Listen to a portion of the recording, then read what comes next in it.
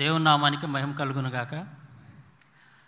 ఇక్కడికి ఇచ్చేసినటువంటి సహోదరులందరికీ కూడా, అలాగే నా తోటి సహోదరులు, కలిసి పనిచేస్తున్నటువంటి సహోదరులు అందరికి కూడా ప్రభు అయిన యేసుక్రీస్తు నామంలో మరి వందనాలు తెలియజేసుకుంటున్నాను.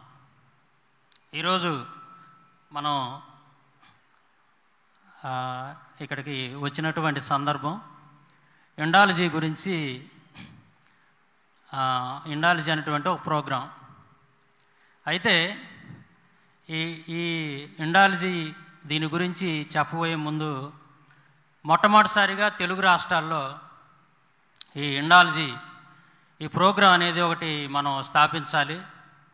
దీని ద్వారా మన చరిత్ర గురించి కానీ, అలాగే క్రైస్తవ మిషనరీలు మన భారతదేశానికి చేసినటువంటి అపారమైనటువంటి సేవ, దీని గురించి చెప్పాలి ప్రజలకి.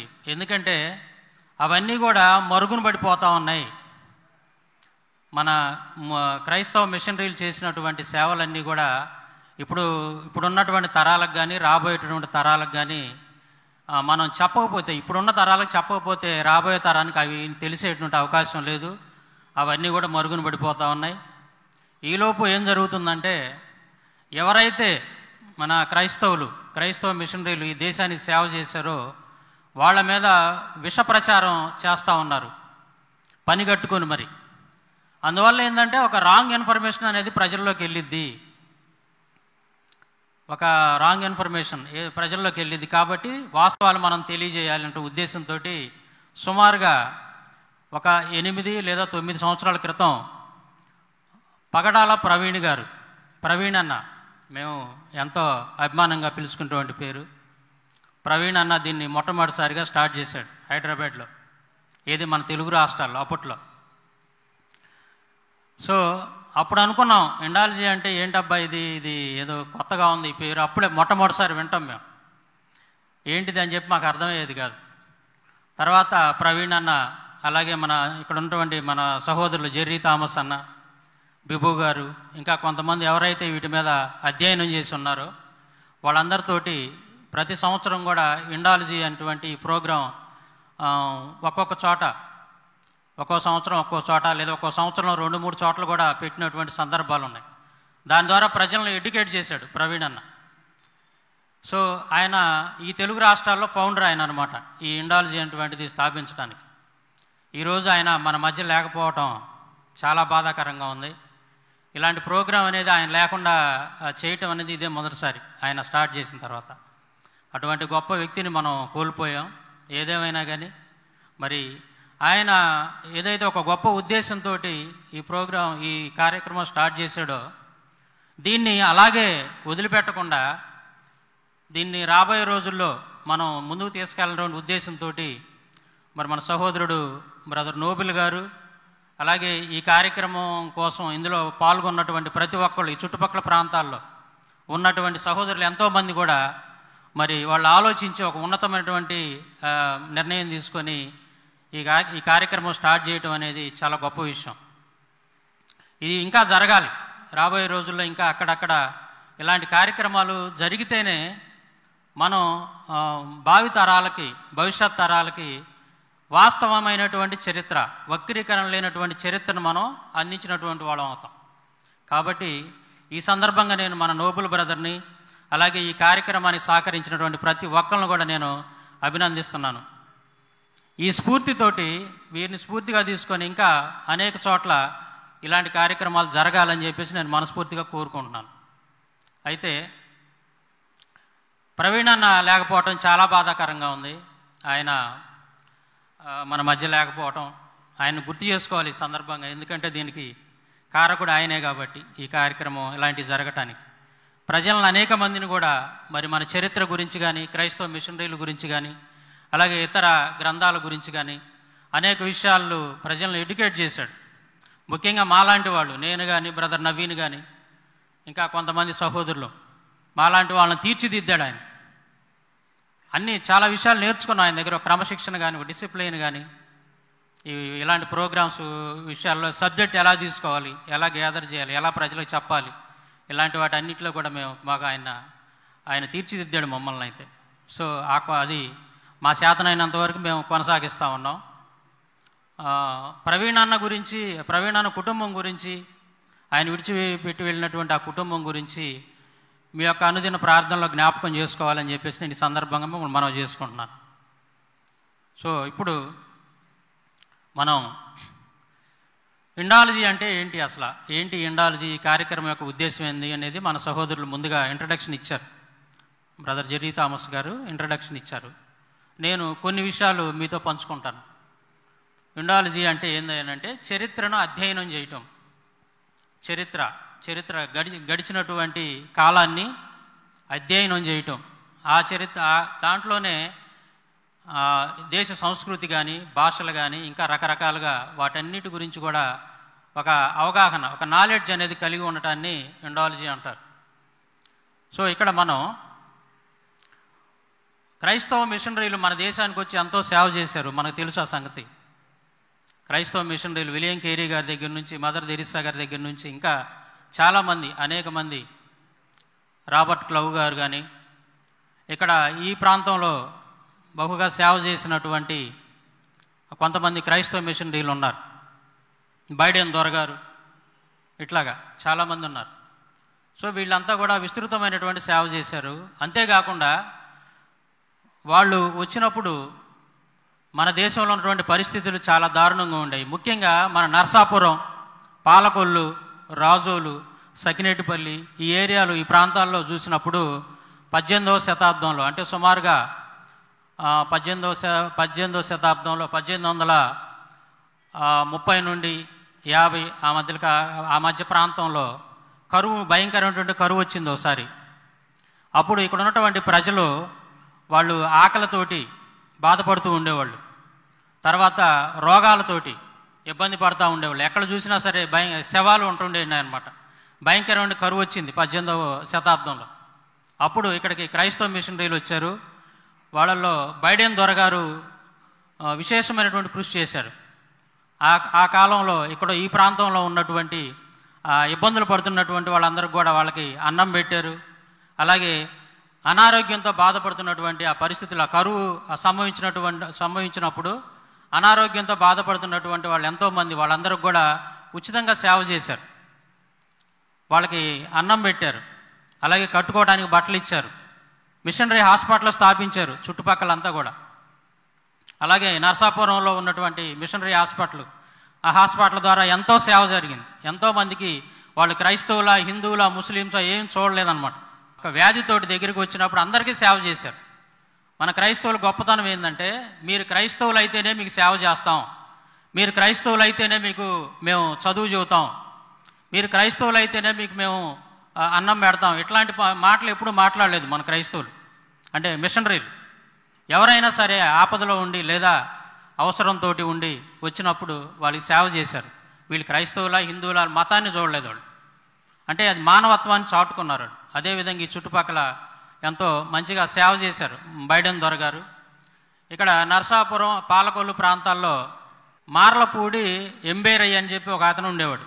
మొట్టమొదటిసారిగా ఈ ప్రాంతంలో, ఈ పాలకొల్లు, ఈ నర్సాపురం ఈ ఏరియా, ఈ ప్రాంతంలో మొట్టమొదటిసారిగా బైడెన్ దొరగారు మరి సంపాదించినటువంటి ఆత్మ ఏందంటే మార్లపూడి ఎంబేరయ్య గారు అని చెప్పేసి ఒక ఆయన ఉండేవాడు. ఆయన్ని మొట్టమొదటిసారిగా ప్రభు వద్దకు నడిపించాడు. ఆయన ద్వారాగా ఈ చుట్టుపక్కల ప్రాంతాల్లో ఎంతో సువార్త జరిగింది. ఈ బైడెన్ దొరగారు అలాగే ఈ ఎంబేరయ్య అయినటువంటి ఆయన, వీళ్ళు చుట్టుపక్కల ప్రాంతాల్లో బాగా సువార్తను అందించారు. అనేక మందికి మరి స్కూళ్ళు అవి స్థాపించి విద్యను అందించారు. ప్రజలకు వైద్యం అదంతా కూడా అందించారు. చాలా కృషి చేశారు ఈ చుట్టుపక్కల ప్రాంతాల్లో. అందుకే పాలకొల్లో ఇప్పుడు కూడా ఒక ప్రాంతం ఉంటుంది, ఎంబేరయ్యపేట అని పిలుస్తూ ఉంటారు. ఒకప్పుడు అది సిద్ధలపూడి అనేది ఏదో ఉండేది అప్పట్లో ఆ పేరు. ఇప్పుడు ఎంబేరయ్యపేట అని చెప్పేసి మార్చారనమాట. అది ఎందుకు వచ్చింది ఆయనంటే, ఎంబేరి అయినటువంటి ఆయన ఈ ప్రాంతంలో మొట్టమొదటిసారిగా రక్షణ పొందినటువంటి వ్యక్తి. ఆయన భార్య ఇద్దరికి బాప్తిసం ఇచ్చారు బైడెన్ దొరగారు బహిరంగంగా. సో అటువంటి చరిత్ర కలిగినటువంటి ప్రాంతం ఇదంతా కూడా. క్రైస్తవులు ఎంతో కృషి చేశారు. వాళ్ళు నడి వీధిలో కూర్చొని చేతులు పైకెత్తి ప్రార్థన చేసేవాళ్ళంట. ఈ చుట్టుపక్కల ఉన్నటువంటి ప్రజలంతా కూడా రక్షణలోకి రావాలి అని చెప్పేసి దేవుడికి మొరబెట్టి ప్రతిరోజు ప్రార్థన చేస్తూ ఉండేవాళ్ళంట.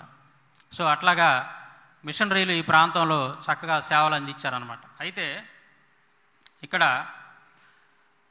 పూర్వకాలంలో మన దేశంలో క్రైస్తవ మిషనరీలు రాకముందు పరిస్థితులు ఎలాగుండే అనేది మరి డాక్టర్ బిఆర్ అంబేద్కర్ గారు ఆయన బుక్స్లో రాశాడనమాట. ఆయన కొన్ని వాల్యూమ్స్ రాశాడు.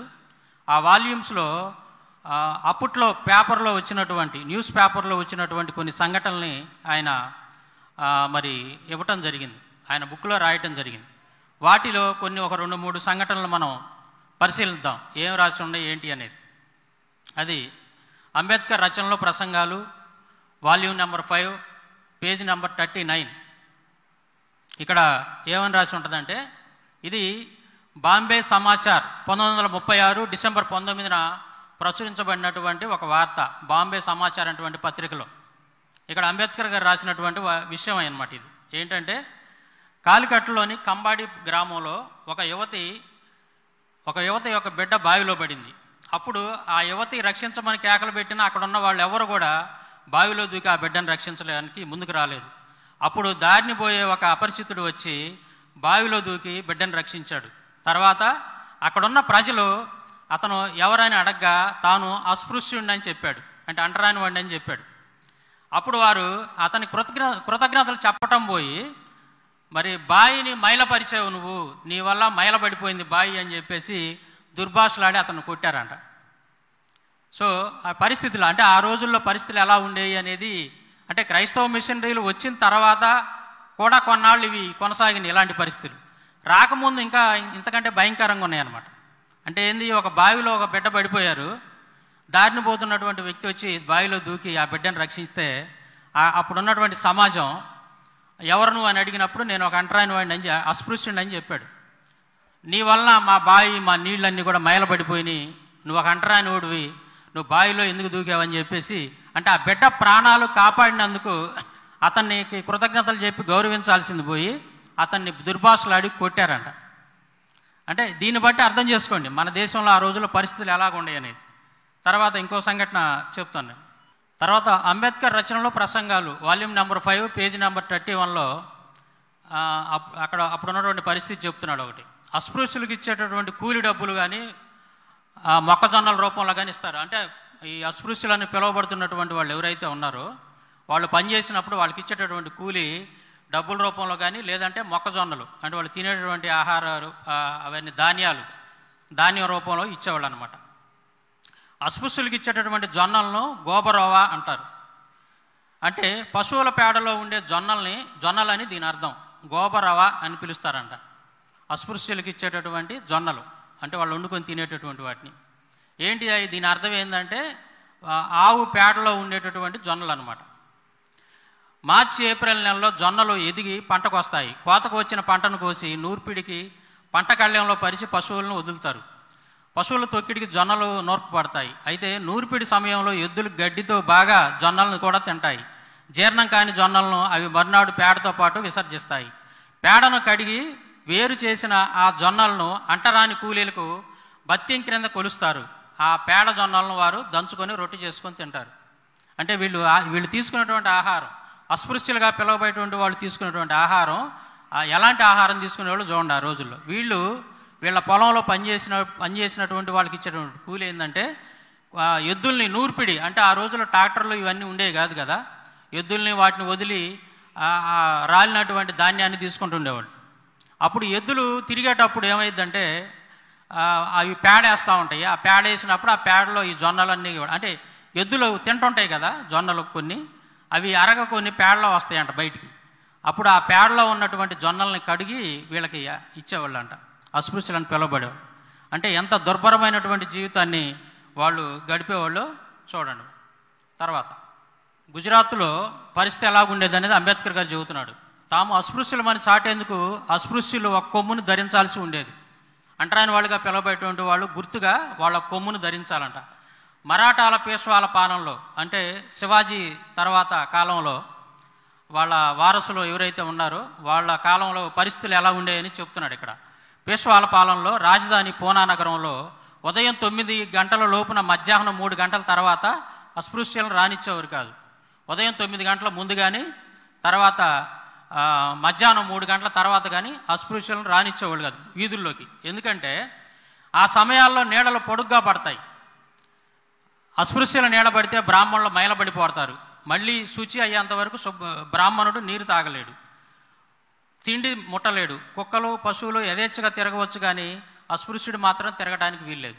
అంటే ఉదయం పూట, ఉదయం 9 గంటలుగా ముందు కానీ, తర్వాత సాయంత్రం 3 గంటల 4 గంటల తర్వాత కానీ అస్పృశ్యులుగా పిలవబడేటువంటి వాళ్ళు ఎవరైతే ఉన్నారో, ముఖ్యంగా చెప్పాలంటే ఎస్సీ ఎస్టీ ఇలాంటి వాళ్ళంతా కూడా, వాళ్ళని బయటికి రానిచ్చేవాళ్ళు కదండి, వీధుల్లో తిరగనిచ్చేవాళ్ళు కాదు. ఎందుకు? ఉదయం పూట మన నీడలు అనేవి పొడవుగా పడతాయి. ఈ నీడ పొడవుగా పడినప్పుడు ఈ అగ్రకులాలుగా పిలువబడినటువంటి వాళ్ళు, ముఖ్యంగా బ్రాహ్మణులు, ఆ నీడను తొక్కుతారేమోనని చెప్పేసి, ఆ నీడను తొక్కితే మైలబడిపోతారు, అంటుబడిపోతారని రానిచ్చేవాళ్ళు కాదు. వస్తే భయంకరంగా వాళ్ళని ఇబ్బంది పెట్టేవాళ్ళు. తర్వాత మరాఠా పేష్వాల పాలనలో అస్పృశ్యులు నేల మీద ఉమ్మి వేయటానికి లేదు.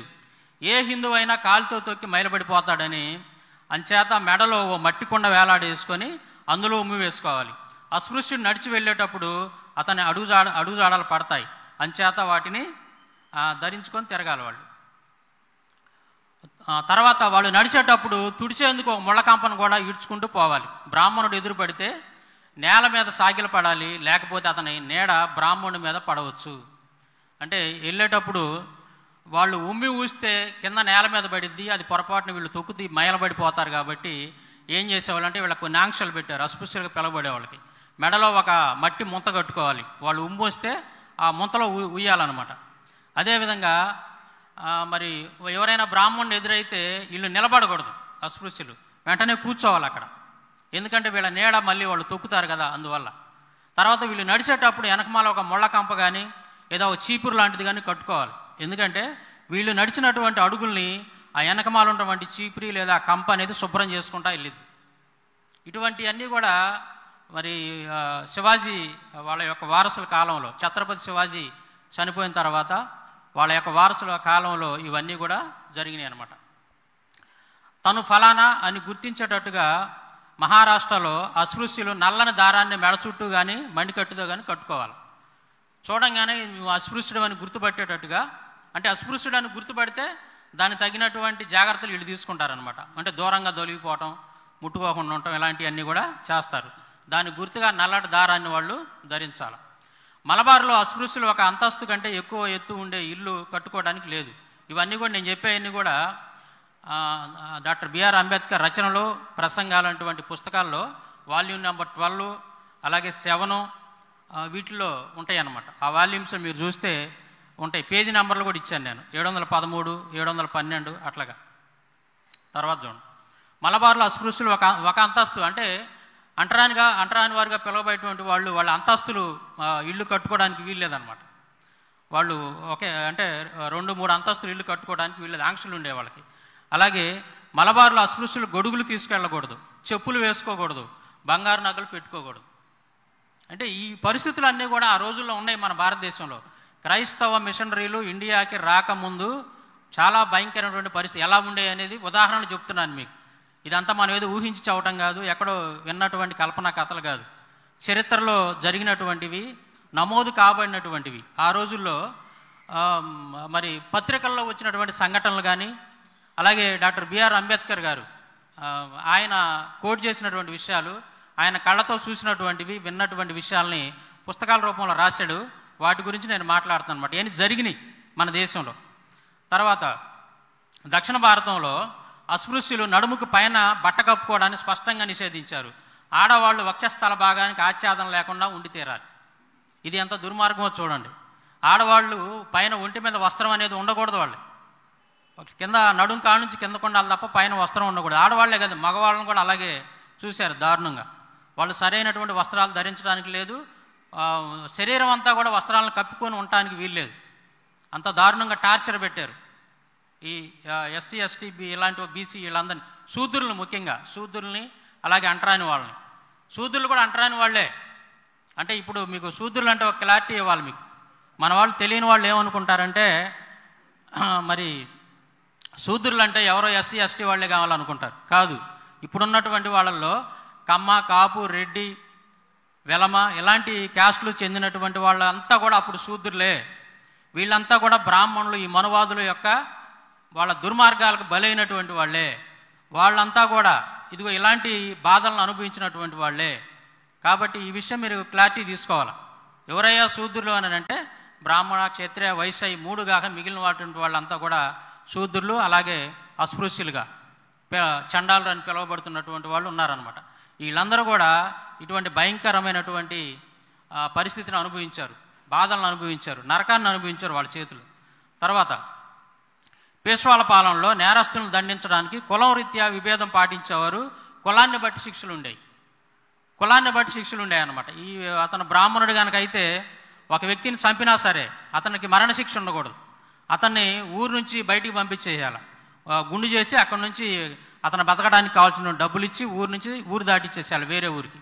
బ్రాహ్మణుడు కనుక మరణకరమైనటువంటి శిక్షని పొందేందుకు అర్హుడైనా సరే ఆ మరణశిక్ష విధించకూడదు. కానీ ఇతర శూద్రులుగా పిలవబడిన వాళ్ళు ఎవరైతే ఉన్నారో వాళ్ళకి మాత్రం ఖచ్చితంగా అలాంటి తప్పు ఏదన్నా చేస్తే వాళ్ళకి మరణశిక్ష విధించాల్సిందే అని చెప్పేసి చెప్పారు. అప్పట్లో ఆ విధంగా ఉండే శిక్షలు. అలాగే బెంగాల్లో భూ యజమాని కులాన్ని బట్టి శిస్తు ఉండేది. ఎక్కువ కులానికి తక్కువ శిస్తు, తక్కువ కులానికి ఎక్కువ శిస్తు. అంటే ఈ పన్నులు చెల్లించేటువంటి విధానంలో కూడా వ్యత్యాసం ఉండేది. తక్కువ కులానికి చెందినటువంటి వాళ్ళ దగ్గర ఎక్కువ పన్ను వసూలు చేసేవాళ్ళు.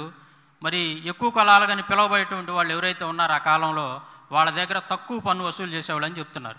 అలాగే మరాఠా పేష్వాల పాలనలో బ్రాహ్మణులు తప్ప మరి ఇతరులు ఎవరైనా సరే వేదాలని చదివినట్లయితే, వేదాలను పలికినట్లయితే వాళ్ళ నాలుకలు కణాలకు గురయ్యాయి.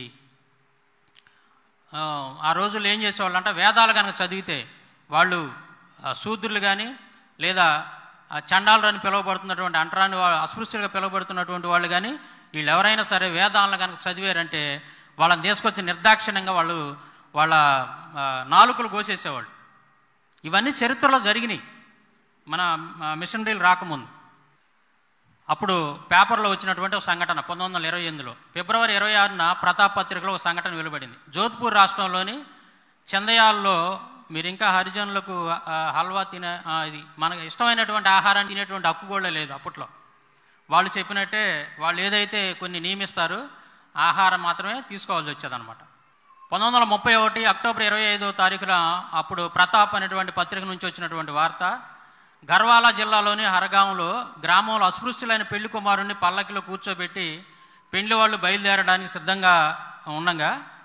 సిద్ధపడుతూ ఉండగా హిందువులు ఆ వార్త విని పెద్ద గుంపుగా వచ్చి పెళ్లి వారిని కొట్టారు. వాళ్ళని తీవ్రమైన చలిలో 24 గంటలు అన్నం లేకుండా నిలిపివేశారు. పెళ్లివారి పట్ల హిందువులు చాలా అమానుషంగా ప్రవర్తించారు. అస్పృశ్యుల ఆ పరిస్థితుల నుండి పోలీసులు వచ్చేంతవరకు బయటపడలేకపోయారు. అంటే పెళ్లి కనుక ఏదన్నా కొంచెం ఆర్భాటంగా చేసుకోవాలనుకుంటే అస్పృశ్యులుగా పిలువబడినటువంటి వాళ్ళు హిందువులు ఓర్చుకునేవాళ్ళు కాదు, చూసేవాళ్ళు కాదు, ఒప్పుకునేవాళ్ళు కాదు. ఈ శూద్రులు అస్పృశ్యులు ఎవరైతే ఉన్నారో వీళ్ళు కనుక వివాహ సందర్భంలో గుర్రాన్ని ఎక్కినా లేదన్నా కొద్దిగా ఆర్భాటంగా పెళ్లి చేసుకోవాలని చూస్తే వీళ్ళు ఒప్పుకునేవాళ్ళు కాదనమాట. ఇప్పటికీ మనం చూస్తున్నాం కొన్ని పత్రికల్లో, ఇప్పుడు కూడా మనం ఇలాంటి సంఘటనలు రాజస్థాన్ కానీ మహారాష్ట్ర, మధ్యప్రదేశ్ ఈ ప్రాంతాల్లో మరి ఇప్పటికీ మనం చూస్తూ ఉన్నాం. ఇవి చాలా ఉన్నాయి. చెప్పుకుంటే టైం ఎక్కువైంది కాబట్టి నేను అక్కడక్కడ చెప్పుకుంటూ వెళ్తున్నాను. ఇది చూడండి ఎంత దారుణంగా ఉందో. ఇది బాంబే సమాచార్ 1936లో వచ్చినటువంటి ఒక న్యూస్ పేపర్లో వచ్చినటువంటి న్యూస్ అన్నమాట. ఇది మలబార్లో యజువా కులానికి చెందిన 17 సంవత్సరాల శివరామన్ హిందువుల దుకాణానికి ఉప్పు తెచ్చుకోవడానికి వెళ్ళాడు. అతడు మలయాళంలో ఉప్పు అని అడిగాడు. మలబార్లో ఆచారం ప్రకారం సవర్ణ హిందువులు మాత్రమే ఉప్పు అని పలకాలి, హరిజనులు పులిచాతన్ అని పలకాలి. అలా పలకనందుకు ఆ దుకాణదారుడు కోపగించుకొని శివరామన్న బాగా కొట్టాడు. ఆ తీవ్రమైనటువంటి దెబ్బలకు తర్వాత అతను చనిపోయాడు. ఏ నేరం చేశాడు అతను? ఏమీ నేరం చేయలే. ఉప్పు అనేటువంటి పదాన్ని పలికాడు. ఉప్పు అని పలకాలి అని అంటే సవర్ణ హిందువులు అంటే బ్రాహ్మణ, క్షత్రియ, వైశ్య, శూద్ర వీళ్ళు మాత్రమే ఆ పదం పలకాలి. ఈ అస్పృశ్యులుగా అంటరాని వాళ్ళుగా ఉన్నవాళ్ళు ఎవరైతే ఉన్నారో వాళ్ళు ఆ పేరు పలకూడదు అని చెప్పి మరి ఆ షాపుకి వెళ్ళి ఉప్పు కొనుక్కోవడానికి వెళ్ళి ఉప్పు ఇమ్మని అడిగినప్పుడు నువ్వు ఈ పదం పలుకుతావా, ఉప్పు అనే మాట నీ నోటి నుంచి వచ్చిందని చెప్పి అతన్ని భయంకరంగా కొట్టారు. కొడితే ఆ దెబ్బలు చనిపోయాడంట ఆయన. అంటే ఎంత దుర్మార్గంగా ఉందో చూడండి ఈ విషయాలు. చెర్నాల జిల్లాలోని కటు గ్రామంలో చాద్ సింగ్ అనే హరిజనుడు ఉన్నత కులానికి చెందిన జమీందార్ బావిలోని నీళ్లు త్రాగినందుకు ముఖానికి నల్ల రంగు పూసి గాడిదపై కూర్చోబెట్టి ఊరంతా ఊరేగించారు. స్వతంత్ర భారతదేశంలో మారుతున్న వాతావరణంలో హరిజనులు మాత్రం పెద్ద కులాల అసాధారణమైనటువంటి దమన చర్యలకు గురవుతూ ఉన్నారు. అంటే వాళ్ళ బావిలో కానీ చెరువుల్లో కానీ ఈ అగ్ర కులాలుగా పిలవబడేటువంటి వాళ్ళు ఆ రోజుల్లో ఆ బ్రాహ్మణులు వీళ్ళంతా ఎవరైతే ఉన్నారో క్షత్రియులు వైశ్యులు వీళ్ళు తాగేటటువంటి చెరువుల్లో నీళ్లు తాగినా వాళ్ళు తాగేటటువంటి బావుల్లో నీళ్లు తాగినా భయంకరంగా శిక్షించేవాళ్ళు, ఒక్కొక్కసారి కొట్టి కూడా చంపేసేవాళ్ళు అనమాట. ఇలాంటి పరిస్థితులు ఆ రోజుల్లో ఉన్నాయి. బరోడా రాజ్యంలో ఇది 1931 మే 9న టైమ్స్ ఆఫ్ ఇండియా పత్రికలో వచ్చినటువంటి న్యూస్ అనమాట. బరోడా రాజ్యంలో అస్పృశ్యుల స్థితి బ్రిటిష్ ప్రాంతంలోని వారికంటే మెరుగ్గా ఉందనే అభిప్రాయం ఉంది. ఎందుకంటే ఆ రాష్ట్రం అంత్యజ కులాల వాళ్ళను సవర్ణులతో సమానంగా చూడాలని చట్టాలు చేసింది. కానీ మొన్న ఒక అంత్యజ స్త్రీ, అంటే ఒక అంటరాని స్త్రీ తన కొడుకును ప్రాథమిక పాఠశాలకు పంపినందుకు కొట్టారు. ఆమె పొలంలోని పంటను తగలబెట్టారు. అంటే ఈ అస్పృశ్యులుగా పిలువబడినటువంటి వాళ్ళు చదువుకోవడానికి వీల్లేదు, వాళ్ళు చదువుకోకూడదు, ఉన్నతమైనటువంటి స్థితిలో ఉండకూడదు. వాళ్ళు అలా చదువుకుంటే వాళ్ళని చంపటం లేదా వాళ్ళ ఆస్తుల్ని తగలబెట్టడం అలాంటివి చేసేవాళ్ళు. ఇది కూడా ఒక ఎగ్జాంపుల్ అనమాట. బ్రాహ్మణుడు హత్య చేసినా సరే అతన్ని ఉరి తీయకూడదు. ఇది మనుస్మృతి 8వ అధ్యాయం 380వ శ్లోకంలో చాలా క్లియర్గా ఉంటుంది. ఈ మినహాయింపు అనేది 1837 వరకు కొనసాగింది. బ్రిటిష్ ప్రభుత్వం 1837లో పీనల్ లాను సవరించి వారికి కూడా ఉరిశిక్షను విధించడం జరిగింది. అంటే క్రైస్తవ మిషనరీలు మన ఇండియాకి రాకముందున్నటువంటి పరిస్థితులు ఎలా ఉన్నాయనంటే బ్రాహ్మణుడు హత్య చేసినా సరే అతనికి మరణశిక్ష అనేది లేదంట. ఇది ఎంతకాలం అంటే ఇతరులు మిగతా వాళ్ళు హత్య చేస్తే వాళ్ళకి మరణశిక్ష ఉంది. అయితే ఈ బ్రాహ్మణుడికి ఈ మినహాయింపు ఎంతకాలం వరకు ఉంది అని అంటే 1837 వరకు ఇది కొనసాగింది. అప్పుడు బ్రిటిష్ వాళ్ళు తెచ్చినటువంటి చట్టంతో బ్రాహ్మణులకు కూడా నువ్వు హత్య చేస్తే ఖచ్చితంగా నీకు మరణశిక్ష ఉంటుందని చెప్పేసి ఆ చట్టాన్ని తీసుకొచ్చారు. అప్పటి వరకు కూడా ఇతనికి మినహాయింపు అనమాట. అంటే బ్రాహ్మణులు ఏది చేసినా సరే వాళ్ళకి ఎదురు తిరిగి ప్రశ్నించడానికి లేదు, వాళ్ళు ఎంత అన్యాయం దుర్మార్గాలు చేసినా సరే వాళ్ళు ఏమీ అనటానికి లేదని చాలా క్లియర్గా ఇక్కడ మనకు కనపడుతుంది. అంటే పూర్వకాలంలో మన దేశంలో పరిస్థితులు ఆ విధంగా ఉన్నాయి.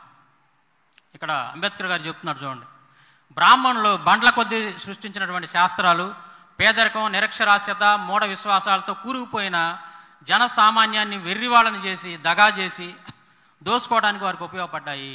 ఈ బ్రాహ్మణులు సృష్టించినటువంటి శాస్త్రాలు ఏవైతే ఉన్నాయో వేదాలు కానీ పురాణాలు కానీ ఉపనిషత్తులు కానీ అలాగే ధర్మశాస్త్రాలు కానీ ధర్మసూత్రాలు కానీ శ్రౌత సూత్రాలు కానీ రామాయణ మహాభారతాలు కానీ ఇట్లాంటివన్నీ కూడా భాగవతాది గ్రంథాలన్నీ కూడా మనిషికి ఏ విధంగానూ ఉపయోగపడలేదయి.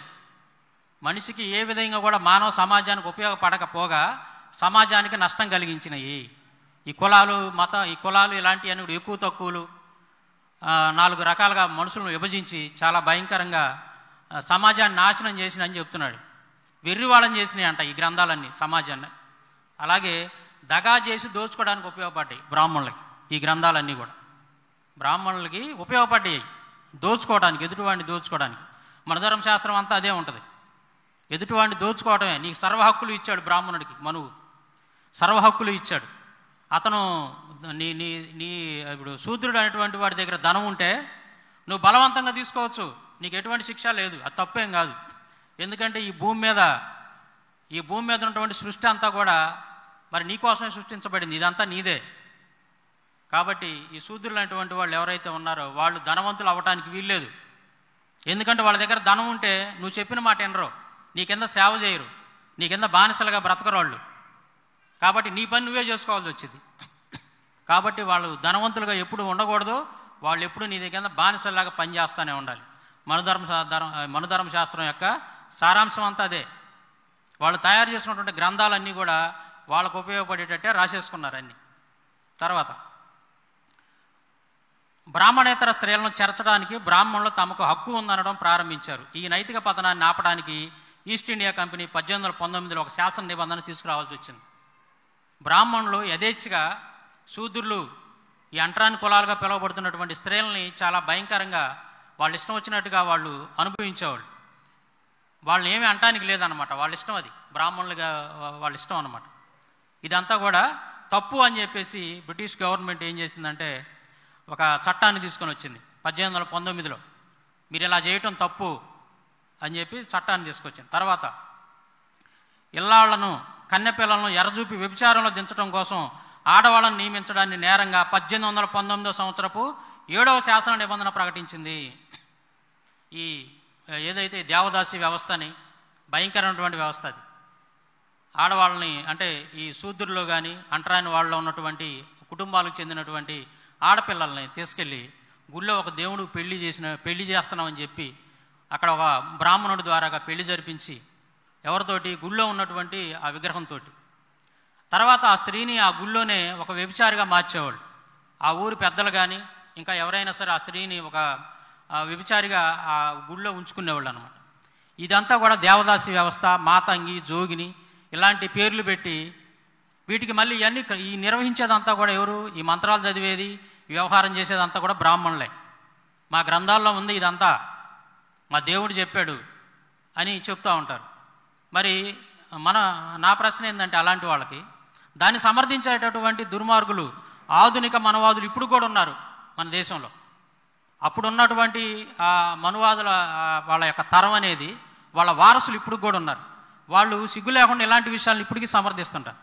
వాళ్ళందరికీ మన ప్రశ్న ఏంటంటే, మరి వాళ్ళ దేవుడు చెప్పాడు ఇలా చేయాలి అని చెప్పి అనేది దానివల్ల ఏదో అది ఒక మత్స్యకార్యం అని చెప్పి మీరు ఏదో చెప్తున్నారు కదా, మరి మేళల్లో ఉన్నటువంటి స్త్రీలను ఆ విధంగా ఎందుకు మార్చలేదు? జోగినీలుగా, మాతంగినులుగా, అలాగే దేవదాసీలుగా ఎందుకు మార్చలేదు? కేవలం ఒక బడుగు బలహీన వర్గాల కుటుంబాలకు చెందినటువంటి ఆడవాళ్ళని తీసుకెళ్ళి వాళ్ళని దారుణంగా హింసించారు, ఆ విధంగా వేశ్యలుగా మార్చారు బలవంతంగా. ఒక బ్రాహ్మణుడి దగ్గర ఉండి మంత్రాలు చదివి వేశ్య వృత్తిలో తీసుకొని వెళ్ళారు కదా. మరి అదే పని ఎవరైతే ఇది మంచి కార్యం అని చెబుతున్న సపోర్ట్ చేసినటువంటి వాళ్ళు, ఆ రోజుల్లో ఉన్నటువంటి మనువాదులు, వాళ్ళ ఇంట్లో ఉన్నటువంటి స్త్రీలకి ఆ విధంగా ఎందుకు చేయలేదు? ఒక్కళ్ళను కూడా ఎక్కడైనా ఒక బ్రాహ్మణ స్త్రీ కానీ, క్షత్రియ స్త్రీ కానీ, వైశ్య స్త్రీ కానీ దేవదాసిగా మారినటువంటి సంఘటన చరిత్రలో ఎక్కడా లేదు. అది కేవలం ఒక బడుగు బలహీన వర్గాలు, శూద్రులు కానీ లేదంటే అంటరాని వాళ్ళుగా పిలువబడుతున్నటువంటి వాళ్ళ కుటుంబాల నుంచి మాత్రమే ఆడపిల్లలను అలా మార్చారు తప్ప, మరి అగ్రకులాలుగా పిలువబడినటువంటి వాళ్ళ ఆడపిల్లల్ని దేవదాసీలుగా, జోగినీలుగా, మాతంగిలుగా అసలు మార్చలేదన్నమాట. తర్వాత ఇవన్నీ కూడా తప్పు, ఇలా చేయకూడదు అని చెప్పేసి చట్టాలను తీసుకొచ్చారు బ్రిటిషర్స్. బ్రిటిష్ గవర్నమెంట్లో పనిచేస్తున్నటువంటి ఆ కాలంలో క్రైస్తవ విలువలు కలిగినటువంటి వాళ్ళు, మరి దేవుని భయం కలిగినటువంటి వాళ్ళు, క్రైస్తవ మిషనరీలు కొంతమంది ఉన్నారు బ్రిటిష్ గవర్నమెంట్లో కూడా. ఉదాహరణకి విలియం బెంటింగ్ గారు చేసినటువంటి సేవ అపారమైందనమాట. ఎంతోమంది స్త్రీ జాతిని కాపాడాడు ఆయన. మంటల్లో అగ్నికి ఆహుతి కాకుండా స్త్రీలను ఎంతోమందిని కాపాడాడు.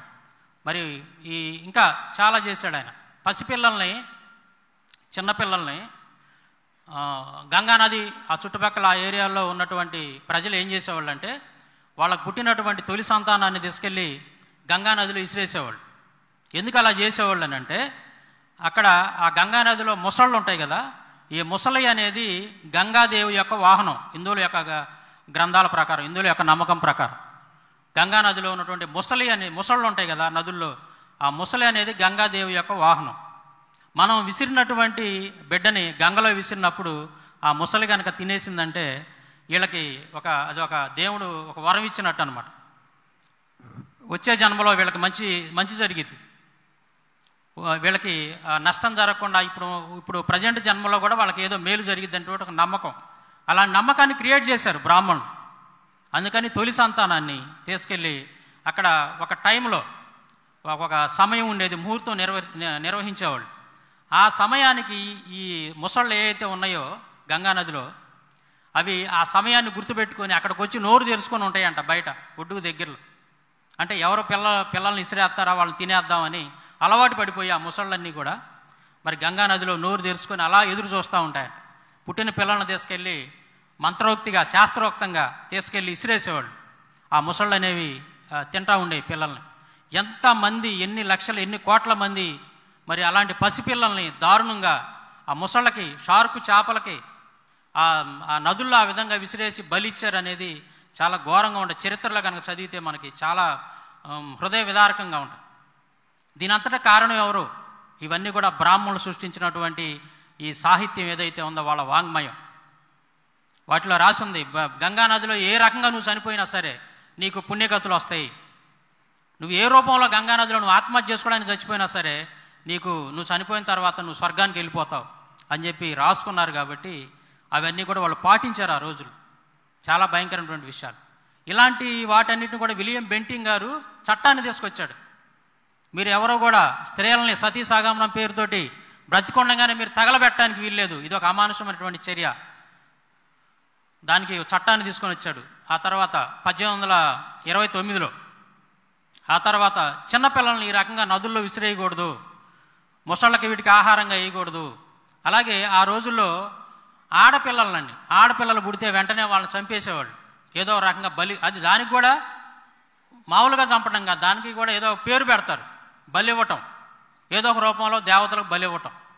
ఆడపిల్ల పుడితే ఆడపిల్ల కట్నం ఇచ్చి పెళ్లి చేయాలన్నటువంటి ఉద్దేశంతో, లేదా ఆడపిల్లతోటి ఏదైనా కొన్ని రకాల ఇబ్బందులు ఉంటాయన్నటువంటి ఉద్దేశంతో మగపిల్లలను బతకనిచ్చేవాళ్ళు. ఒక్కొక్కసారి ఆడపిల్లలను మాత్రం బలిస్తున్నామని చెప్పి చంపేసేవాళ్ళు.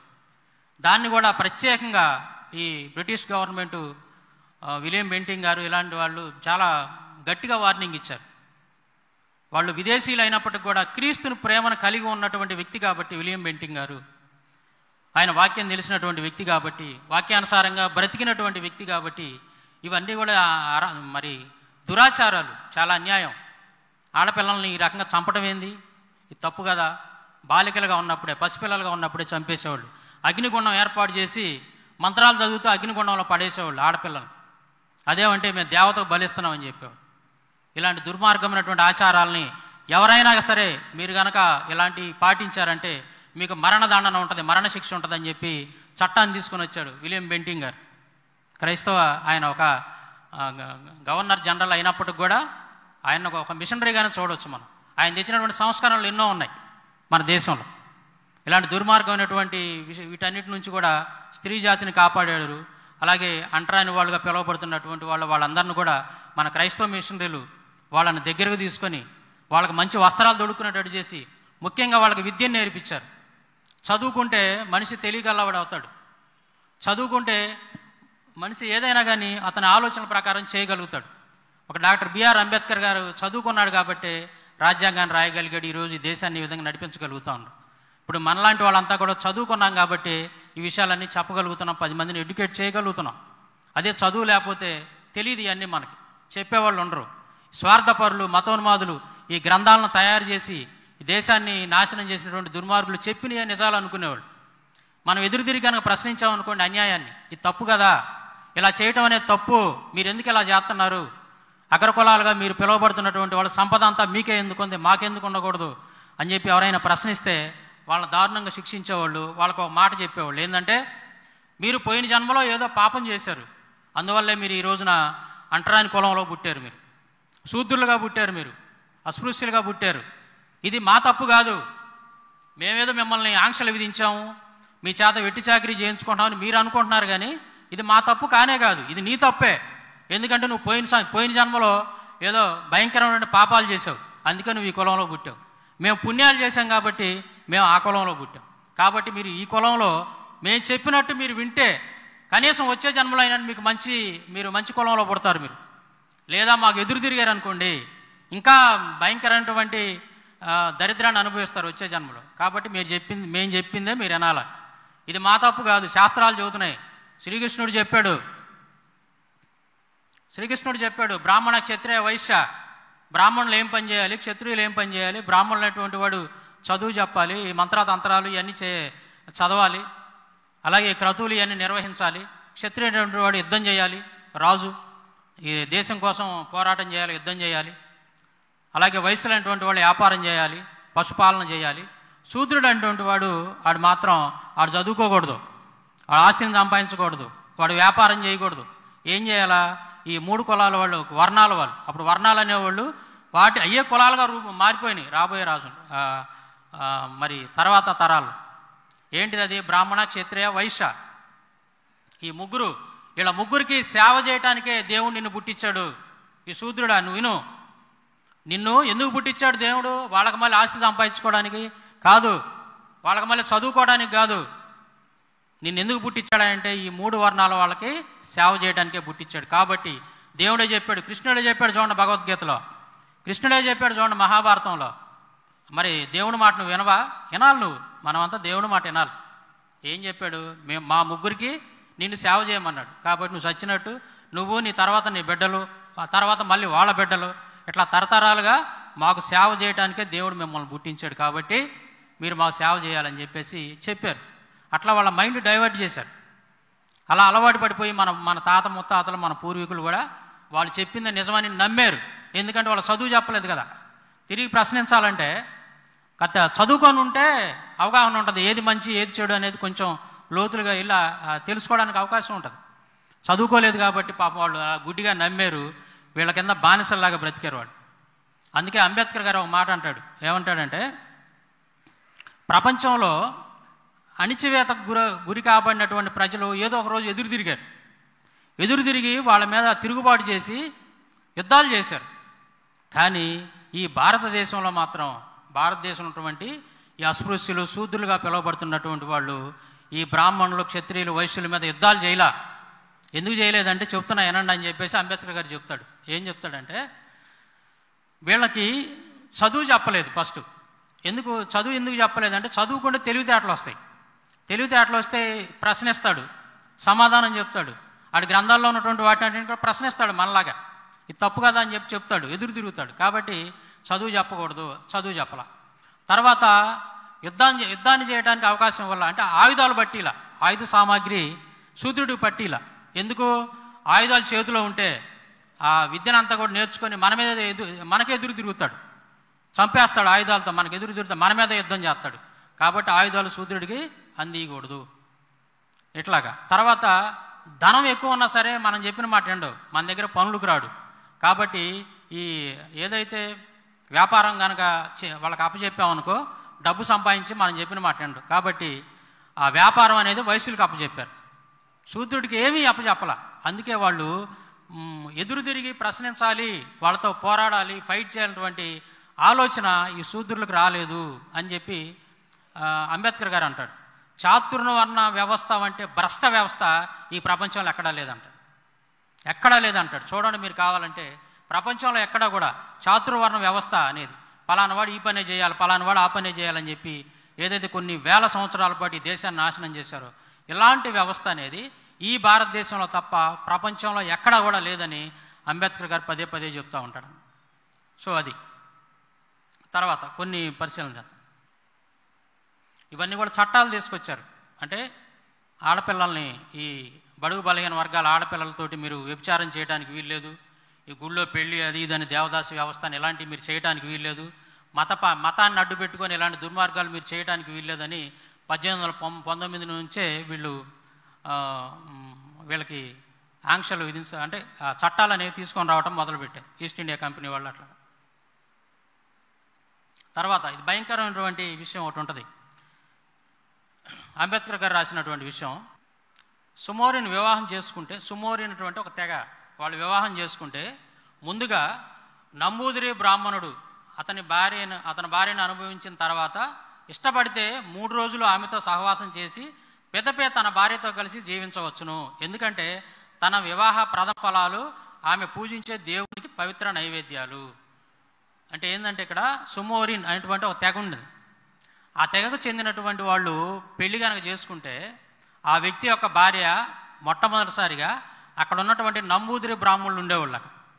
ఆ బ్రాహ్మణుడి దగ్గరికి వెళ్ళి అక్కడ ఆ బ్రాహ్మణుడితో గడిపిన తర్వాతే తన భర్తతోటి గడపాలి. ఈ దురాచారం, ఈ భయంకరమైనటువంటి ఈ దురాచారం కూడా అనకూడదు దీన్ని, ఇది ఒక దుర్మార్గం, భయంకరమైనటువంటి పాపం, ఇది నేరం. ఇలాంటిది ఆ రోజుల్లో కొనసాగినాయి. బొంబాయి ప్రెసిడెన్సీలో వైష్ణవ పూజారులు తమ తెగకు చెందిన స్త్రీలకు కన్యార్కం చేసే హక్కు తమకు ఉందని అంటారు. 1869లో కరోసోండ ముల్జీ అనేటువంటి వ్యక్తిపై ఆ తెగకు చెందిన ప్రధాన పూజారి నడిపిన సుప్రసిద్ధ మహారాజా నిందారోపణ వ్యాజ్యం పరిశీలిస్తే ఆ సంవత్సరం వరకు కూడా మొదటి రాత్రికై తమ హక్కును గురించి వారు అడిగేవారని తెలుస్తుంది.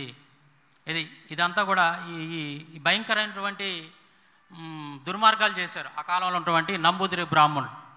వాళ్ళ చుట్టుపక్కల ఉన్నటువంటి ఈ బడుగు బలహీన వర్గాలటువంటి వాళ్ళు పెళ్లి చేసుకుంటే మొట్టమొదటిసారిగా ఆమెని వీళ్ళు అనిపించిన తర్వాతే తన భర్త దగ్గరకు పంపించేవాడు. అవసరమైతే 3 రోజులు అలాగే ఉంచుకునేవాళ్ళు అతని దగ్గర ఫస్ట్. ఇలాంటివన్నీ కూడా మరి నోరు మూసుకొని అనుభవించారు అప్పట్లో, వీళ్ళకి తెలియక. ఆ కాలంలో ఉన్న బడుగు బలహీన వర్గాలు ఇలాంటి భయంకరమైనటువంటి టార్చర్ అనుభవించారు వాళ్ళ చేతుల్లో. వాళ్ళు ఏది చెప్తే అదే వేదంలాగా మారిపోయింది. మన క్రైస్తవులు, బ్రిటిష్ వాళ్ళు కానీ తర్వాత మన క్రైస్తవ మిషనరీలు కానీ ఇండియాకి రాకముందు ఇలాంటి దుర్మార్గమైనటువంటి పనులు చేశారు ఈ బ్రాహ్మణ క్షత్రియ వయసుల్లో ఉన్నటువంటి వాళ్ళు. చాలా దారుణం. ఇది నేను చెబుతున్నటువంటి మాట కాదు. డాక్టర్ బిఆర్ అంబేద్కర్ గారు ఆ కాలంలో జరిగినటువంటి పరిస్థితులన్నింటిని కూడా పుస్తకాల రూపంలో రాశాడు. వాటిని నేను చదివి వినిపిస్తున్నాను అన్నమాట. చూశారు కదా. అంటే వాళ్ళు అంటే ఇవన్నీ కూడా ఇలా ఉండకూడదు, ఇది తప్పు అని చెప్పేసి మన ఈ బ్రిటిష్ వాళ్ళు కూడా, బ్రిటిష్ గవర్నమెంట్ కూడా అండి, వాళ్ళు అందరూ కూడా దీని గురించి ఆలోచించలేదు, పట్టించుకోలేదు ఇక్కడ జరుగుతున్నటువంటి ఘోరాల గురించి. వాళ్ళల్లో క్రైస్తవులు కొంతమంది ఉన్నారు, వాళ్ళు ఆలోచిస్తూ వచ్చారు.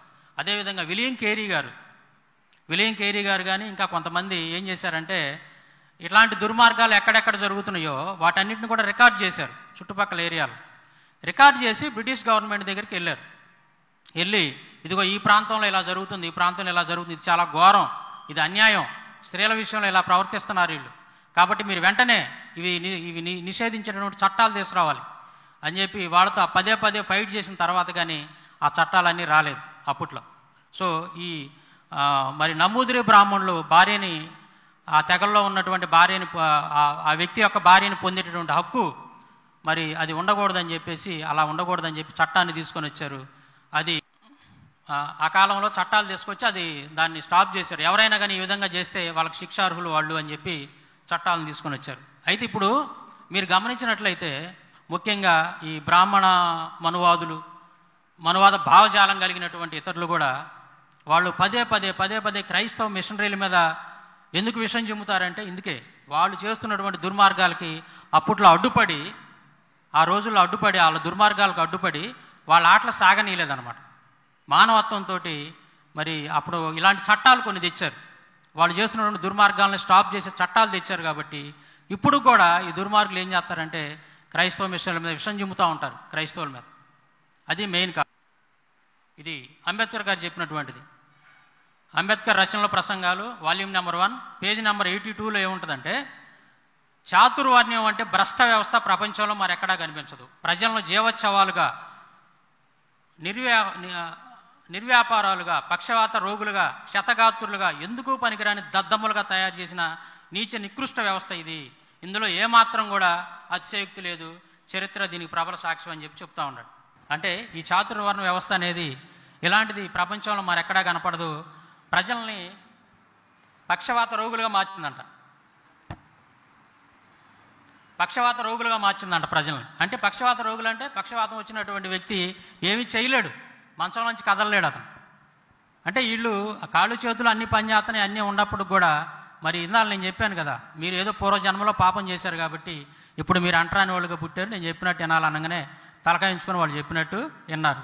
అందుకే ఇక్కడ అంటున్నాడు పక్షవాత రోగులుగా, ఎందుకు చేతకాని వాళ్ళగా చేసింది అనమాట, క్షతగాత్రులుగా చేసింది. అది అట్లా మార్చింది చాతుర్వర్ణ వ్యవస్థ అని చెప్పేసి అంబేద్కర్ గారు చెప్తున్నారు. అయితే అంబేద్కర్ గారు ఒక మంచి మాట అంటాడు, బైబిల్లో విషయాన్ని కోట్ చేస్తాడు ఒక చోట. ఏంటంటే గలతీయులకు రాసినటువంటి పత్రిక 3వ అధ్యాయం 28లో ఒక మాట ఉంటుంది. ఇందులో యూదుడని గ్రీసు దేశస్థుడని లేదు, దాసుడని స్వతంత్రుడని లేదు, పురుషుడని స్త్రీ అని లేదు, యేసుక్రీస్తునందు మీరందరిని కూడా ఏకముగా ఉన్నారు అంటాడు. ఎవరు? అంబేద్కర్ గారు కోట్ చేసినటువంటి విషయం ఇదే. ఎందుకు ఈ మాట చెప్పాడంటే అసమానతలు, స్త్రీ అని పురుషుడని, స్త్రీ ఎలాగా ఉండాలి, పురుషుడు ఎలాగ ఉండాలి, స్త్రీ మీద పురుషుడికి ఆధిక్యం, నేను చెప్పినట్టు నువ్వు పడి ఉండాలా, నేను ఎన్ని నేరాలు దుర్మార్గాలు చేసి నువ్వు పడి ఉండాలా, ఇలాంటిది వ్యత్యాసం అనేది బైబిల్లో లేదు అని చెప్పేసి అంబేద్కర్ గారు చెప్తున్నాడు. దాసుడని స్వతంత్రుడని, అయితే నువ్వు పలానా కులానికి చెందినటువంటి వాడి, నువ్వు మరి నేను చెప్పినట్టే వినాలా, నీ తక్కువ కులం నాది ఎక్కువ కులం, ఇటువంటి వ్యత్యాసం అనేది ఎక్కువ తక్కువలు, నీకు తక్కువ కులం ఎక్కువ కులం, ఇలాంటి దుర్మార్గమైనటువంటి ఆచారాలు ఇవన్నీ బైబిల్లో లేవు అని చెప్పేసి అంబేద్కర్ గారు చెప్తా ఉన్నాడు. తర్వాత అండి ధర్మశాస్త్రాల గురించి మనం చూస్తే బైబిల్లో ఉన్నటువంటి ధర్మశాస్త్రం, అలాగే వీళ్ళు చెబుతున్నటువంటి మనుధర్మశాస్త్రం, దీంట్లో 1-2 ఎగ్జాంపుల్స్ నేను చూపిస్తాను. ఇక్కడ ఏముంటుందంటే లేవీకాండంలో దేవుడు ఒక మాట చెప్తాడు, మీరు పక్షపాతం లేక తీర్పు తీర్చవలను, మీలో ఉన్న పరదేశికి మీరు చెప్పినట్టు మీ స్వదేశికిని చేయవలను, నేను మీ దేవుడైన యెహోవానని వారితో చెప్పుము అనిను.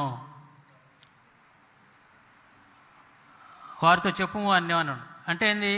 పక్షపాతం అనేది ఉండకూడదు మీలో. మీరే కాదు, ఇశ్రాయేలు చెప్తున్నాడు, మీరే కాదు, పరదేశీయులు మీ దగ్గరికి వచ్చినా సరే మీలో పక్షపాతం అనేది ఉండదు. తీర్పు తీర్చే విషయంలో మాత్రం మీకైనా మీకు ఎలాంటి తీర్పు అయితే ఉంటుందో వాళ్ళకు కూడా అలాగే తీర్పు తీర్చాలి. మీరు ఇతను మా దేశంవాడు కాదు, మా సంబంధించినోడు కాదు అని చెప్పి అతనికి అన్యాయంగా మీరు తీర్పు తీర్చకూడదు అని చెప్పి చెప్తా ఉన్నాడు. అలాగే ఇశ్రాయేల్లో కానీ మీ సంఖ్యాకాండం 15:29 ఇశ్రాయేలీలే కానీ పుట్టినవాడే కానీ వారి మధ్య నివసించి పరదేశీయే కానీ పొరపాటున ఎవడైనా పాపం చేసిన ఎట్లా వానికి మీకుని విధి ఒకటే ఉండవలను అని చెప్తున్నారు. అదే మనుస్మృతిలో కనుక చూస్తే బ్రాహ్మణునికి వధము దండముగా విధింపబడినవి వాని తల ఊరికి ఊరి నుంచి పంపించేయాలి తప్ప ప్రాణం తీయకూడదు. బ్రాహ్మణుడికి అయితే మాత్రం వాడు ఎలాంటి తప్పు చేసినా, భయంకరమైన నేరం చేసినా అతన్ని మీరు చంపకూడదు, మరణశిక్ష విధించకూడదు. కానీ ఇతరులకైతే విధించవచ్చు. అదే మన బైబిల్లో చూస్తే అలా లేదు. ఎవడైనా తప్పు చేస్తే మీకైనా ఇతరులకైనా శిక్ష ఒకటే అని చెప్తున్నాడు. ఇట్లా ఇవన్నీ కూడా ఉన్నాయి. నేను ముగిస్తాను, 1-2 విషయాలు చెప్పి గబకన ముగిచ్చేస్తాను, టైం చాలా అయింది. అయితే ఇప్పుడు దాకా మనం చెప్పుకున్నాం కదా ఈ చరిత్రలో ఇలా జరిగిందని చెప్పేసి. మరి ఏంది దీనికి అంతటి కారణం ఏంది, ఎందుకు ఇలా జరిగింది? ఇవి సాంఘిక దురాచారాలా? దీనికి కారణం అంటూ ఒకటి ఉంది, మూలం ఉంది, ఆరిజిన్ అనేది ఒకటి ఉంది. ఏంటిది అదంటే వాళ్ళ యొక్క గ్రంథాల్లో స్పష్టంగా రాసుకున్నారు. ఏంటి అది? నేను ఎగ్జాంపుల్ చెప్తాను. గౌతమ ధర్మశాస్త్రం 12వ అధ్యాయం 4, 5, 6 శ్లోకాలు కనుక చూస్తే శూద్రుడు వేదం చదివితే అతను 4 కోయాలి. శూద్రుడు వేదం వింటే అతని చెవుల్లో శేషాన్ని కరిగించిపోయాలి. శూద్రుడు వేదాన్ని మనసులో తలుసుకున్నా సరే అతని శరీరాన్ని 2 ముక్కలుగా కోసేయాలి అని చెప్తుంది. అలాగే శూద్రుల గురించి ఏం చెప్తుందో చూడండి. వశిష్ఠ ధర్మశాస్త్రం 18వ అధ్యాయం 11 నుండి 14 శ్లోకాలు కనుక మనం చూస్తే శూద్రులు అనేటువంటి వాళ్ళు పాపాత్ములు. శూద్రులు అనేటువంటి వాళ్ళు వాళ్ళ జాతి అనేది శ్మశానం లాంటిది. శూద్రులు శవాలు లాంటి వాళ్ళు కావున వారి ఎదుట వేదంలో చదవకూడదు. శూద్రులు ఎదుట మీరు వేదాలు చదవకూడదు. శూద్రులకు సలహాలు ఇవ్వకూడదు. ఎంగిలి అన్నం కూడా వారికి పెట్టకూడదు. దేవతలకు నివేదించిన అన్నాన్ని కూడా వారికి పెట్టకూడదు. ధర్మశాస్త్రం వారికి బోధించకూడదు. ప్రాయశ్చిత విధులు వారికి బోధించకూడదు. దీనికి విరుద్ధంగా పైవర్ణంలో ప్రవర్తిస్తే అసంవృతమైనటువంటి నరకంలో ఆ శూద్రుడితో పాటు కలిసిపోతారు.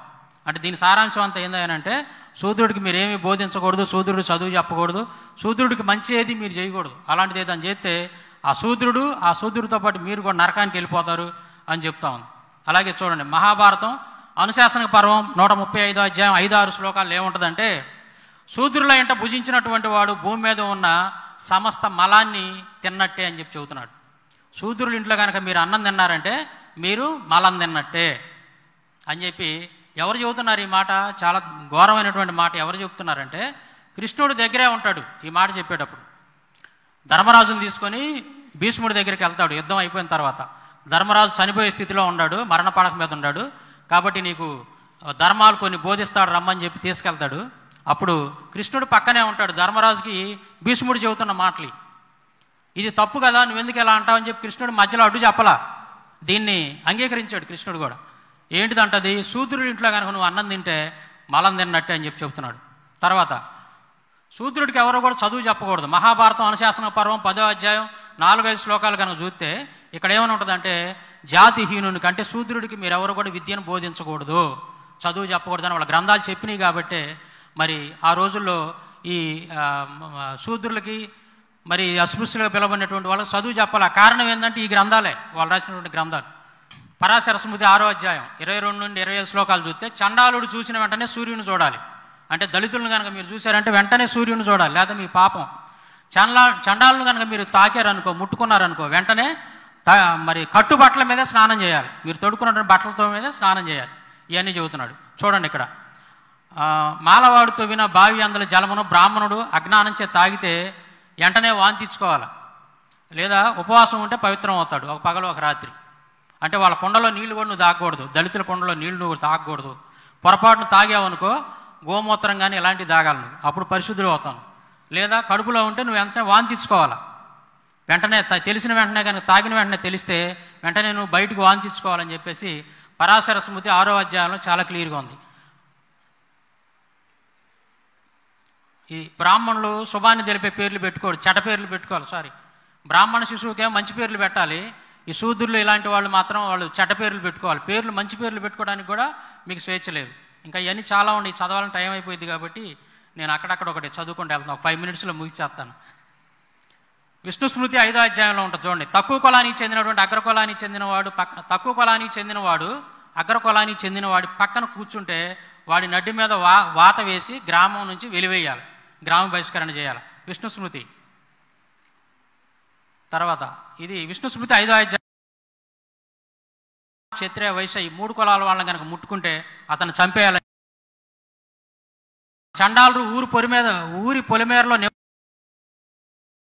వస్తారు. అంటే ఈ ఎవరైతే ఇప్పుడు ఊరి చివర ఉంటున్నారు కదా, దళితులుగా పిలువబడినటువంటి వాళ్ళు, ఇంకా కొంతమంది ఊరి చివరన ఎందుకు పెట్టారు అని అంటే వాళ్ళ గ్రంథాల్లో రాశారు ఈ విధంగా. చూడండి, విష్ణు స్మృతి 16వ అధ్యాయం 14వ శ్లోకంలో వీళ్ళని ఊరి పొలిమేరలు కానీ ఊరి చివర కానీ ఉంచాలని. వీళ్ళు సరైనటువంటి వస్త్రాలు కట్టుకోవడానికి లేదు, శవాల మీద ఉన్నటువంటి వస్త్రాలను తీసుకొని వీళ్ళు కట్టుకోవాలి. ఇది వీళ్ళ ధర్మశాస్త్రాలు, వీళ్ళ మత గ్రంథాలు, బ్రాహ్మణులు రాసినటువంటి మత గ్రంథాలు, ధర్మశాస్త్రాల్లో ఇవన్నీ రాశారు. కాబట్టి ఆ రోజుల్లో పరిస్థితి ఇంత దారుణంగా ఉంది. ఇప్పుడు కూడా అదే పరిస్థితి కదా కొన్ని చోట్ల. వితంతువుల గురించి అండి, వితంతువుల గురించి చాలా దారుణంగా రాసినటువంటిది. ఒక్కొక్క రెఫరెన్స్ చెప్పి నేను ముగిస్తాను. అగ్నిపురాణం 230 అధ్యాయం 3వ శ్లోకంలో ఏమని ఉంటుందంటే, మీరు ప్రయాణం అయిపోతున్నప్పుడు దారిలో వితంతువు, గర్భిణీ స్త్రీ, చండాలుడు ఎదురుగా వచ్చిన అశుభం జరిగిద్ది. ఇప్పటికి కూడా మనం చూస్తూ ఉంటాం గ్రామాల్లో. మనం వెళ్తున్నప్పుడు భర్త లేనటువంటి స్త్రీ ఎవరైనా ఎదురొస్తే, భర్త చనిపోయినటువంటి స్త్రీ, ఇది అశుభం జరిగిద్దని చెప్పేసి వెనక్కి వెళ్ళిపోతూ ఉంటారు. ఈ దురాచారాలన్నీ ఎక్కడొచ్చినాయి అని అంటే ఈ దుర్మార్గాలన్నీ కూడా వీళ్ళ గ్రంథాల్లో రాసుకున్నారు. ధర్మశాస్త్రాల్లో కానీ పురాణాల్లో కానీ ఇలాంటి చోట రాసుకున్నారు. కాబట్టి అవన్నీ ఇప్పటికీ కొన్ని చోట్ల తెలియక పాటిస్తూ ఉంటారు. చాలా అమానుషమైనటువంటి చర్య. భర్త లేనటువంటి స్త్రీలను మనం గౌరవించాలి, ఎందుకంటే భర్త లేడు కాబట్టి. సంఘం, సమాజం అనేది వాళ్ళ గౌరవం ఇవ్వాలి, అంతేగాని వాళ్ళని హింసించకూడదు. అది ఇక్కడ వాళ్ళ గ్రంథాల్లో ఈ విధంగా రాసి ఉన్నాయి. విధవరాలు మంచంపై పడుకుంటే భర్త నరకంలో పడతాడు, భర్త నరకంలో పడతాడు. అందువల్ల భర్తకు సౌఖ్యం కలగటానికి విధవరాలు మంచం మీద పడుకోకూడదు, విధవరాలు తలంటు స్నానం చేయకూడదు, సుగంధ ద్రవ్యాలు ఒంటికి ధరించకూడదు, స్త్రీ తలదూకోకూడదు, జడలు అల్లుకోకూడదు. అలా చేస్తే భర్త నరకంలో పడిపోతాడు. ఇవన్నీ 10 సంవత్సరాల వరకు స్త్రీకి సంతానం లేకపోతే ఆ స్త్రీని భర్త వదిలిపెట్టాలి. ఒక స్త్రీకి అందరూ ఆడపిల్లలే పుడతా ఉంటే 12 సంవత్సరాల వరకు చూసి ఆ తర్వాత ఆ స్త్రీని వదిలిపెట్టి మరో స్త్రీని పెళ్లి చేసుకోవచ్చు. బాల్య వివాహాలు కూడా ఇవే కారణం అండి. బాల్య వివాహాలు కూడా రాముడు పెళ్లి చేసుకున్నప్పుడు సీత వయసు 6 సంవత్సరాలు. ఇది వాల్మీకి రామాయణం యుద్ధకాండ 116వ సర్గ 16వ శ్లోకంలో ఉంటుంది. బాల్య వివాహాలు మన దేశంలో ప్రబలంగా ఆ రోజుల్లో పాలు తాగే పిల్లలకు కూడా పెళ్లిళ్ళు చేశారు, చాలా భయంకరంగా. కారణం ఏంటంటే వాళ్ళ గ్రంథాల్లో రాసుకున్నారు. సీతకే 6 సంవత్సరాలు పెళ్లి చేస్తే మరి నీ కూతురికి ఎందుకు పెళ్లి చేయవని చెప్పి అడిగేవాళ్ళు ఆ రోజుల్లో. అందుకే పసిపిల్లలకు పెళ్లిళ్ళు చేశారు. చూడండి, నీవు బాల్యమందే నా చేయి నన్ను పెళ్లి చేసుకున్నావని సీత చెప్తుంది. వాల్మీకి రామాయణం 116 సర్గాలు యుద్ధకాండ. 8 సంవత్సరాల పిల్లలకే పెళ్లి చేయాలంట. తన కూతురికి రజస్వల కాకముందు ఎవరైతే పెళ్లి చేయరో వాళ్ళ తల్లిదండ్రులు నరకంలో పడతారు, వాళ్ళ అన్న పోయి నరకంలో పడతాడని అడుగడుగునా రాసుకున్నారు. పరాశర స్మృతి, సంవర్త స్మృతి. ఇలాగా ఇంకొక భయంకరమైనటువంటి విషయం చెబుతా చూడండి. ఎందుకు ఆ రోజుల్లో భయంకరంగా చిన్నపిల్లలకి పెళ్ళిళ్ళు ఎందుకు జరిగినాయి అంటే ఇక్కడ చూడండి ఏమని ఉంటుందో. పద్మపురాణం 118వ అధ్యాయం 5, 6, 7 శ్లోకాలు ఏమని ఉంటుందంటే, ఒక కన్యకు శరీరంపై వెంట్రుకలు మొలిచినప్పుడు ఆమెను చంద్రుడు అనుభవిస్తూ ఉంటాడు. అలాగే ఋతుస్రావ రక్తాన్ని చూసినప్పుడు ఆమెను గంధర్వులు అనుభవిస్తూ ఉంటారు. ఆమెకి వక్షోజాలు పెరిగినప్పుడు అగ్ని అనుభవిస్తూ ఉంటాడు. కనుక ఇవన్నీ రాకముందే, అనగా 8 సంవత్సరాల వయసు లోపే ఒక బాలికకు పెళ్లి చేయాలి. నువ్వు గనక రజస్వల అయిన తర్వాత పెళ్లి చేసావనుకో, అప్పుడు వీళ్ళందరూ అనుభవిస్తారు ఆవిడని. ఎవరు? అగ్ని, ఇంద్రుడు, చంద్రుడు, ఇలాంటి వాళ్ళంతా కూడా మరి నీ పిల్లను అనుభవిస్తూ ఉంటారు, నీ కూతుర్ని. కాబట్టి నువ్వు చిన్నప్పుడే పెళ్లి చేసేయి, పెళ్లి చేస్తే వీళ్ళందరూ అనుభవించరు అని చెప్పి చెప్పారన్నమాట. ఇది చాలా ఉంటాయి, అడుగడుగునా ఉంటాయి ఈ విషయాలన్నీ కూడా, అడుగడుగునా ఉంటాయి ఈ విషయాలన్నీ. చిన్నపిల్లలకు పెళ్లి చేసిన సంఘటనలు, అంటే చేయమని చెప్పినటువంటి సంఘటనలు వాళ్ళ గ్రంథాల్లో చాలా ఉన్నాయి. దీన్ని కూడా మనకి 1929లో అట్లాగా ఈ నిషేధం, బాల్య వివాహాల నిషేధం చట్టాన్ని తీసుకొచ్చినటువంటి వాళ్ళు బ్రిటిష్ వాళ్ళు. అయితే వాళ్ళ చట్టాలు తేవడానికి మన క్రైస్తవ మిషనరీలు చుట్టుపక్కల తిరిగి అనేక రిపోర్ట్లు తయారు చేసి గవర్నమెంట్కి సబ్మిట్ చేసి ఈ చట్టాలను తీసుకొచ్చారు, కాపాడారు స్త్రీ జాతిని ఒక రకంగా చెప్పాలంటే. అయితే దీనికి వ్యతిరేకంగా ఎవరైతే క్రైస్తవ మిషనరీలు వీటన్నిటిని ఆపేయాలని ఒక చట్టాన్ని తీసుకొని వచ్చారో వీళ్ళకి వ్యతిరేకంగా ఆ రోజుల్లో ఉన్నటువంటి బ్రాహ్మణ మనువాదులు వాళ్ళు కూడా కోర్టులో కేసు వేసేవాళ్ళు. ఇది మా ఆచారం, మాకు ఎప్పటి నుంచో వస్తున్నటువంటిది, మా దేవుడు ఇవన్నీ చెప్పాడు, కాబట్టి మీరు మీరు అడ్డు తగలటానికి వీల్లేదు, మేము బాల్య వివాహాలు చేయాల్సిందే, సతీ సాగమనం చేయాల్సిందే, ఇవన్నీ మా ఆచారాలు, మీరెవరు మధ్యలో చెప్పడానికని వాళ్ళు వచ్చినప్పుడు క్రైస్తవ మిషనరీలు గట్టిగా పోరాడి ఆ సాక్ష్యాలన్నీ కూడా సబ్మిట్ చేసి చట్టాలను తీసుకొచ్చాడు. వాటన్నిటిని కూడా రూపుమాపారు అనమాట. దీంట్లో మన క్రైస్తవుల పాత్ర, క్రైస్తవ మిషనరీల పాత్ర ప్రథమ భాగం అనమాట. పెళ్లి కాకుండా రజస్సులైన కన్య ఇంట్లో గనక ఆమె ముఖాన్ని గనక చూస్తే తల్లి, తండ్రి, అన్నయ్య మొత్తం నరకానికి వెళ్తారు. కాబట్టి రజస్వల కాకముందే పెళ్లి చేయాలని చెప్తా ఉండ. సతీ సాగమనం గురించి ఒక రిఫరెన్స్ చెప్తానండి. ఇది ఎలా వచ్చిందంటే, ఈ సతీ సాగమనం అనేది వాళ్ళ గ్రంథాల్లో అడుగడుగునా ఉంది.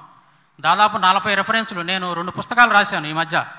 అందులో వీటన్నిటి మీద బోల్డ్ అండ్ రెఫరెన్స్లు ఉన్నాయి. బయట తర్వాత మధ్యాహ్నం సాయంత్రం స్టాల్స్లో ఉంటాయి, బయట మీరు తర్వాత తీసుకోవచ్చు.